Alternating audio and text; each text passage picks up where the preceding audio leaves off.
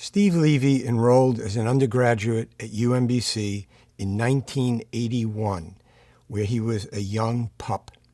And now, after more than 40 years with the Retrievers, he's much more than just a grizzled veteran. As Steve rose from a reporter for our school newspaper to Associate Director of Athletics for Communications, he's seen it all. Our high points and our low points. Even Steven weathered the storm from Division II to Division I. Many conference changes, new athletic director, TV contracts, websites, hosting NCAA and conference championships, and of course, the influence of social media on athletics. Steve has handled all of it with aplomb. He is the ultimate unsung hero of UMBC athletics. A great liaison with the media, mentor to many a future sports information professional, and master of game and event preparation. I've watched him grow as our athletic department grew. Steve has logged more work hours at UMBC athletics than anyone in our history. His job has been 24/7. His wife, Lois, has had the patience of Job. Among the last to leave the campus after a home game or get back on a bus after an away game, Steve always gets the job done, and well. And all this while raising 4 children and now grandchildren. Steve Levy has seen it all. He is the department historian. He is loyal to a fault, professional in every way. In my 25 years at UMBC as their director of athletics, it was an honor to work with Steve Levy. It is my honor to induct Steve Levy into the UMBC Athletics Hall of Fame.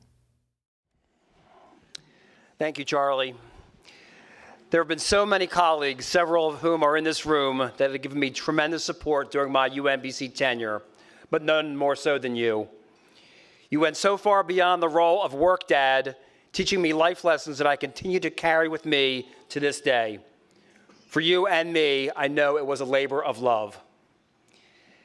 At this time, I would like to congratulate the other 5 inductees and their families. Your achievements at UMBC are beyond truly remarkable, and at times, I don't feel worthy to share this honor with you.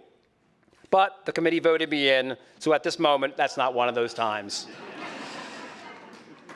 Upon learning of my induction, one of my UMBC colleagues said, "I didn't know you played a sport at UMBC." I had to explain that I was not a competitor, shocking, I know, but earned entrance simply by showing up for work for 38 years at my alma mater. Being a sports information director or athletic communications director does entail a little more than just showing up for work, because showing up means being present 6 to 7 days per week from August through May, traveling across the country with our teams, often arriving at the site well before the teams take the field and having to lock up the field gates or the arena once the last member of the press has left for the night. I broke several cardinal rules in becoming a sports information director. Rule number 1, you can't be an SID if you're an emotional sports fan, because the profession requires that you serve the media dispassionately. Wrong. Anyone that reads my Twitter rants about the Ravens, or worse yet, like my family has to watch or attend a game with me, knows what a basket case I can be when it comes to my teams. Rule number 2, you sure as heck can't be an SID at your alma mater. Wrong again. Please avert your eyes from me when an official makes a questionable call against the Retrievers. My most famous moves are the eye roll, the occasional pounding of my fist on the press table, or merely muttering to the unlucky reporter or colleague sitting next to me. It almost happened once, but no, I have never been ejected from a game. I want to acknowledge my many colleagues who I spent 20 or more years with at UMBC, most of whom are here this evening. Charlie, KZ, Kathy B., Cindy, Gary, Tom, Pete, DB, Jank, and Zim. They are all UMBC legends, so I refer to them by one name or merely their initials. All of you have helped me grow and had a role in me being honored this evening. There are two other gentlemen here this evening that had a direct impact on me setting my feet on this path.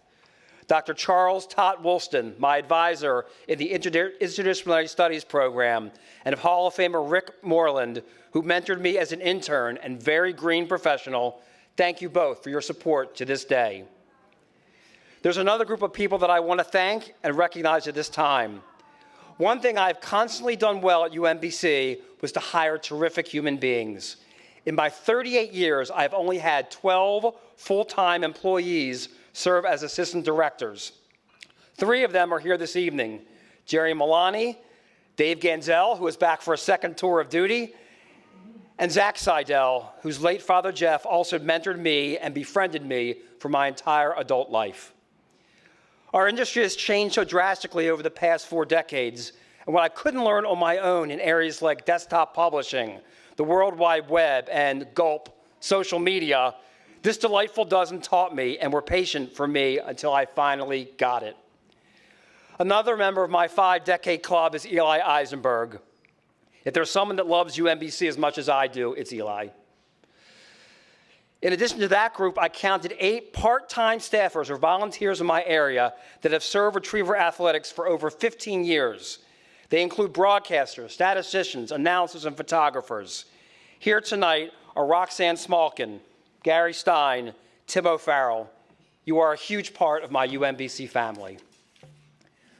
Finally, as I conclude and break another rule, going over my mandated time allotted for speeches, I want to talk about sacrifice. Hey, it's literally my job to talk. And not my sacrifice or that of my fellow inductees, but the sacrifice of our families, coaches, and other significant others in our collective villages. They gave of their time, and in many cases, likely pushed some of their dreams to the side as they put us on their shoulders to see us succeed. I'm thrilled that 2 of my children, Tyler and Kara's children, Oliver and Becker, could be here this evening. My other 2 sons, Dan and Dustin, along with Tyler and Kara, did not have me present at many school functions and extracurricular activities, but never made me feel bad about not being present, at least not to my face. I'm equally thrilled that my sisters, my aunt and uncle, and my mom are here this evening. That emotion somewhat tempered by the fact that my father is not. I remember telling my dad in the late fall of 2019 that I was going to be inducted. I don't think that was one of his better days, but I felt him acknowledge the achievement with the pride of someone that set me on my path. Besides tennis, my mom is not a huge sports fan, but I don't think anyone was more excited about UMBC's 16-1 victory over Virginia than she was. My final goal here tonight is to honor my wife, Lois. Talk about sacrifice. Honey, you held things together through all of those years, especially when disasters like broken bones, lightning strikes, major snowstorms would invariably take place when I was out on the road. I'm going to have to explain the term to her, outkicked my coverage, but in my case, I punted the ball 99 yards. Neither of us especially likes the limelight. However, this evening, just like everything else since 1986, we'll share it with a smile. Finally, I'd like to thank the committee for this honor, the highest a UMBC athletics varsity athlete or administrator can achieve. The best way for me to conclude and encapsulate my tenure is by saying, thanks for calling the Retriever Sports Hotline, #GoRetrieverNation. Thank you.